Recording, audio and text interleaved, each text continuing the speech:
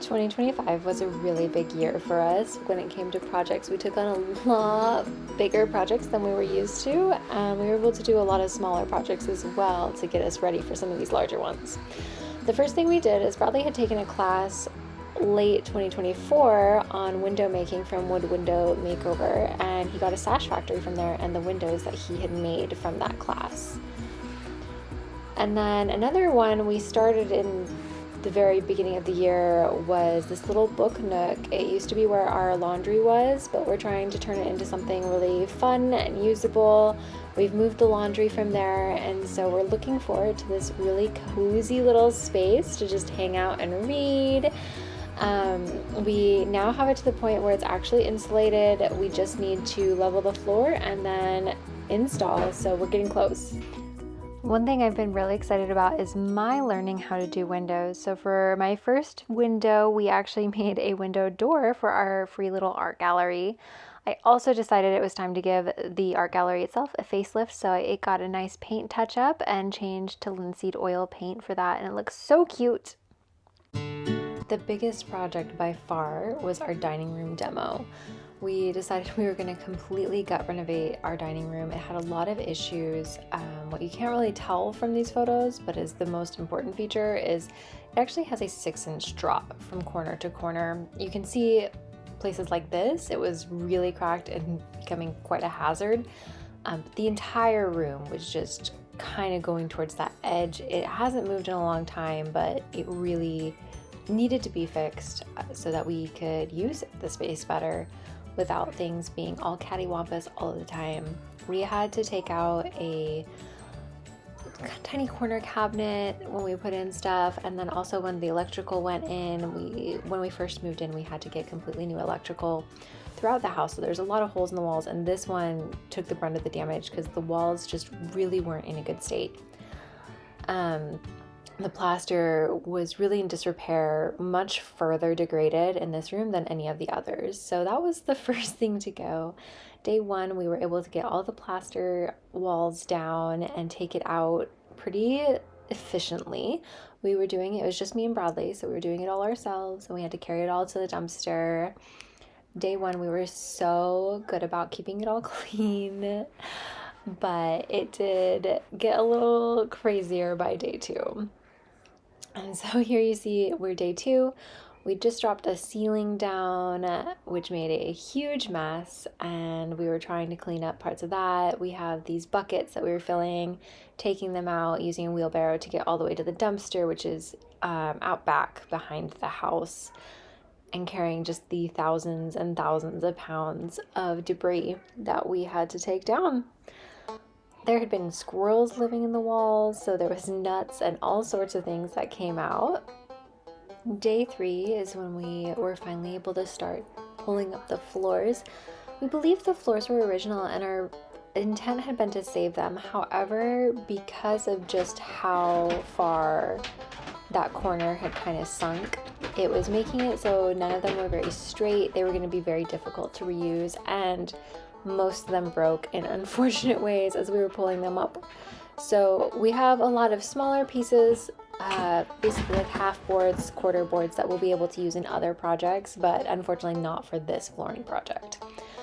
But we were able to get everything up over time, and then we were able to begin to sister the joist and get things more level. It was a very long, tedious, difficult process to get it level across the board. We had to choose like the high point. We kept exactly where it was, and then we went all the way down to where it had gone, and we were using pretty thick boards to sister with just to make sure that it went up to where it needed to at the far corners. It was also during this time we realized we need to do a little bit more demo. Just taking down some laundry room walls, and we also got a little bit of help where it was safe to do so from our cute little helpers. They weren't spending much time in there, but they wanted to see it at that point, so we let them. Then we were crawling around and working very, very hard to kind of finish this up as quickly as possible. We knew we were going to be really tight on time. It was going to be very difficult to accomplish everything we needed to do. And we had a strict deadline because this is the middle of our house. It's really hard to get around otherwise without having some floor. And our dog was going to be back very soon, making this necessary to be expedient. These joists were the hardest. We had to do a lot of scribing to fit. It was a lot of work to figure out how they would go together, where it would go and still make it completely level. It was such a trip. All of this was a huge learning curve. We'd never done this before. And of course, we chose the hardest room to do first because that's just kind of how we roll, and it's what needed the most work from us. It needed some love. So we were just making it work. We used these ties to keep it extra strong on the areas where it needed it. And then we used these cross braces just to add a little additional strength since we were building it up from where it had originally been, and trying to keep it so that it would essentially make more area for us to nail down and screw down the plywood underfloor. And so we were able to do that, and we did cross braces across the whole thing. And so everything had its braces, its sister joists and cross braces. Getting that floor on was one of the biggest reliefs after all of that hard work at the end of the week. And we were able to finally have a floor. It did take us about 2 extra days to finish the floor, so we did not manage to get it all done in 7 days as we'd hoped, but honestly, it really wasn't bad, and we were thrilled with how much we were able to get done in just taking 1 week off of work. The next step was framing. We decided to frame out some interior walls to make it a little bit thicker, more space for having insulation, and we knew we would have to add more around the washer dryer anyway, so it seemed like a good opportunity to just really do the whole thing and make it really beautiful in ours. And I was really proud. I'd never done framing before, but we were able to figure it out and get the right heights and everything all around. So that was a pretty cool experience overall. Right, so Bradley made friends with a lot of window restorers as we were on this process of learning windows and everything, and he ended up taking on some additional side jobs that were pretty cool. The coolest of them being him learning how to steam bend wood so that he could make this gorgeous curved storm window for a house in Massachusetts. It was a very difficult project. It took quite a bit of time, but honestly I think it was worth it, and it turned out really, really beautiful. I love that he was able to steam bend it to exactly what they needed, and they were able to get it in. Look how gorgeous that is. Oh my goodness, so pretty. Can't get enough of it. Then back to our own house, we decided to start testing the flooring in the laundry closet. So we moved the laundry machine, and we were able to then clean everything up and take some measurements, and we were able to start cutting. I did not get a good video of the cutting, so I figured I would just keep it short and simple here, but we were able to get it pretty good. It took us some time. This is, again, everything is new that we're doing, so it's always an adventure learning a new type of thing that you've never done before. But we were able to figure that out. We added it in, and then we oiled it. We decided to use just an oil because staining it felt like it could go wrong real fast, and oiling it would help seal it without being quite as difficult. With all the framing in, we were finally able to do insulation, something we were very excited about because this room has been historically the coldest room in the house always. We used rock wool insulation, and it was blown in, so we were able to put up this fabric and then cut holes in it that we were able to blow the insulation into. And it's really nice because it's just wool, so you don't have to be as careful with PPE. Obviously we still wore some, but we didn't have to have major amounts, which is very fun. And it was just great to be able to get it up so quickly. We were able to do it underneath and on the walls. So that room is now the warmest room in our house. Right now, for arguably my favorite part of the entire year, making windows for the dining room. We made a test version out of pine and then a real version out of a harder wood that would last longer. It was really fun to be able to do the full process with muntins and all and make both top and bottom sash multiple times, so 4 times altogether. And then we painted them. This is the primer that went on before the blue. We then did a test fit. We were able to build out the frames completely, and then we were getting ready to put them in. And Bradley did a really great job. The test fit went wonderfully. We brought it inside and primed everything. As you can see, we did all of the things. We primed everything you don't see. So it's kind of funny because we still don't have it fully painted yet now that it's installed, but what you don't see is fully primed just to give it a little bit more safety in case there is any water at any point.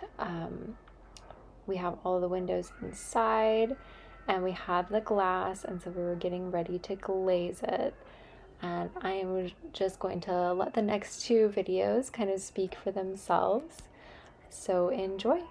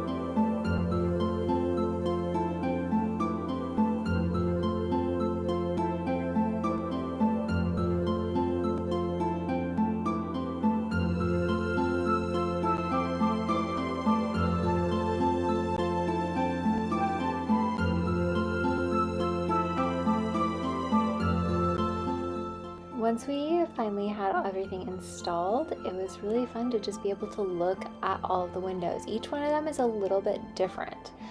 And so this one has the weights on each side. It is, it has both go up and down, top and bottom, and it's really kind of gorgeous. It's still missing some things, but you can see the window pocket in there.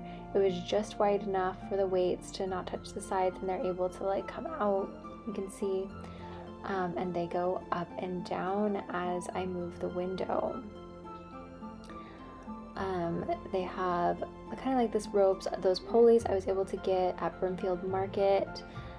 I found them and we restored them. We have all of the flashing in there as well. You can see when it goes back to the top how, oh yeah, you can see how it moves there, but then you can see the flashing right there, and that just keeps the elements out. We used copper flashing, which honestly I think also just looks extra beautiful. It's just gonna be gorgeous over time too, and it makes me really happy. It's really fun. And so we put them in these window bucks, which just made it so it was a little bit easier to align everything, make sure that we had everything right, and keep things to where they were, you know, level, and we're able to work with them more. Yeah, that is one of our bonus dogs we were watching for the week.